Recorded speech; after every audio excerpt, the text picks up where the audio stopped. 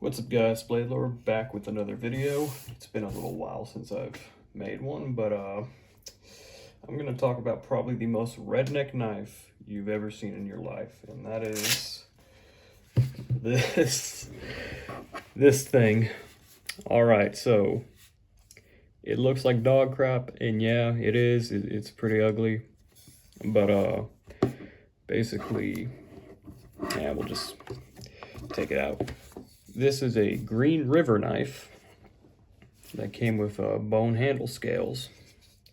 Now, where I am right now, I don't have power tools, but I was missing home and I wanted a Bowie knife.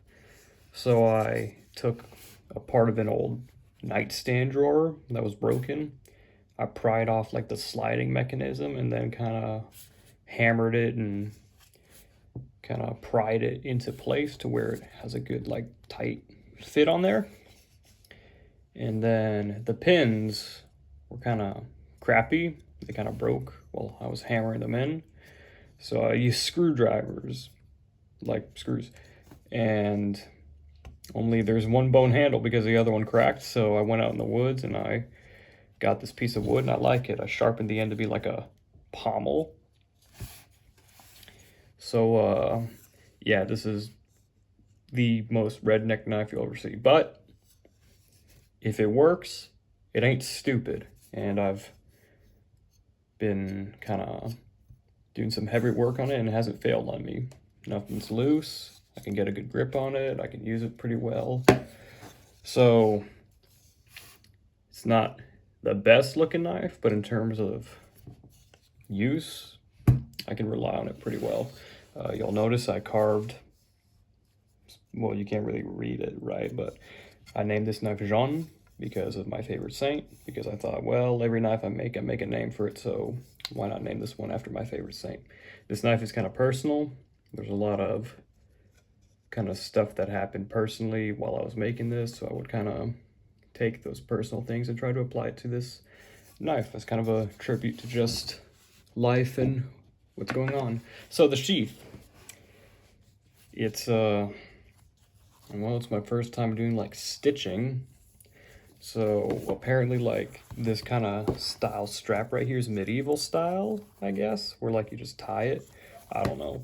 But the leather itself, at least the main leather, not this, is from an old leather boot that I got with a friend. And well, I wasn't using that boot anymore, so I cut it up.